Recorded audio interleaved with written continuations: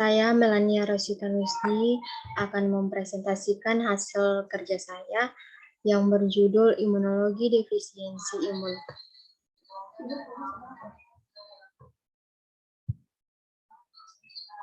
Pokok bahasan kali ini yang pertama pengertian defisiensi imun, yang kedua klasifikasi defisiensi imun, ketiga penyebab defisiensi imun, 4 gejala defisiensi imun, 5 penyakit defisiensi imun, dan yang terakhir pengobatan defisiensi imun.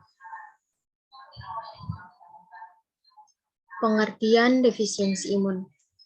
Defisiensi imun atau imunodefisiensi merupakan salah satu gangguan imunitas di mana sistem kekebalan tidak berfungsi sebagaimana mestinya karena satu atau lebih komponen sistem imun tidak aktif.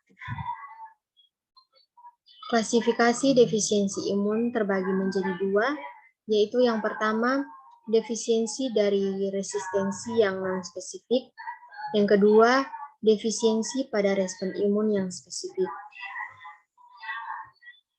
Defisiensi dari resistensi yang non-spesifik termasuk di dalamnya cacat fungsi neutrofil, abnormalitas sistem komplement, dan penyakit sistemik seperti diabetes mellitus.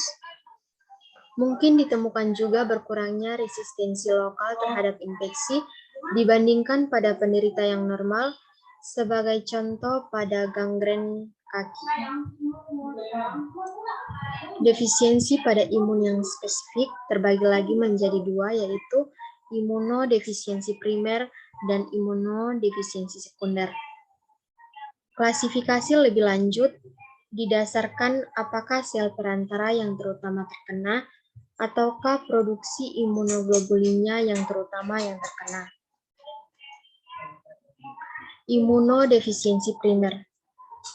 Imunodefisiensi primer adalah imunodefisiensi yang congenital, bukan hasil dari suatu penyakit yang lain. Terdiri dari A. Cacat terutama pada fungsi limfosit B. Yang pertama ada agama globulinemia tipe Burton. Yang kedua ada transien hipogamma globulinemia. B. Cacat terutama pada fungsi limfosit T, ada sindrom di Giorgi. Yang ketiga, C. Cacat campuran fungsi limfosit T dan B. Yang pertama ada severe combinate immunodefficiency. Yang kedua ada ataksia telangiectasia. Ketiga, sindroma Wiskott-Aldrich. Imunodefisiensi sekunder.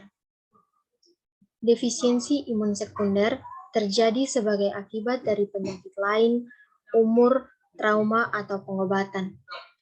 Contohnya termasuk yang pertama, defisinasi protein, yang kedua, keganasan hematologik atau keganasan lanjut, 3, infeksi akut, 4, gagal ginjal, 5. Pengobatan imunosupresif, pengobatan kanker, 6. Splenektomi, 7. Radioterapi, 8. Darkoidosis, dan 9. AIDS. Penyebab defisiensi umum yaitu ada 5. Yang pertama ada defek genetik, yang kedua ada obat atau toksin, yang ketiga, penyakit nutrisi dan metabolik. Keempat, kelainan kromosom. Yang kelima, ada infeksi imunodefisiensi transien pada campak dan varicella, imunodefisiensi permanen, atau infeksi HIV rubella kongenital.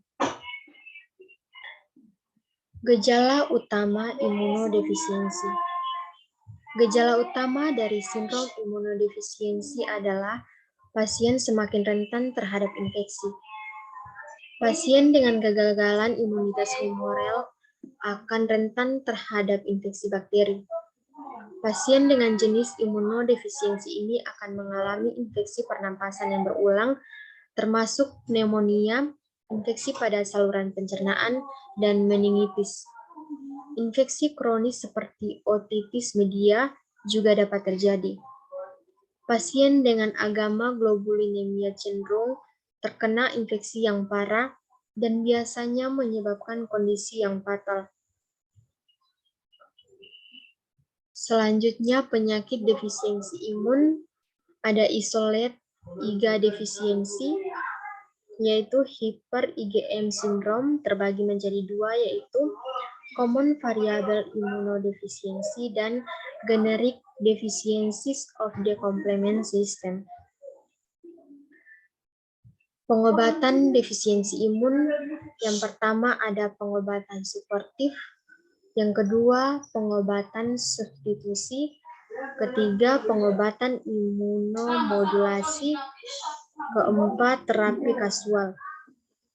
Defisiensi imun primer hanya dapat diobati dengan transplantasi atau timus hati sumsum tulang atau rekayasa genetik. Sekian hasil presentasi saya.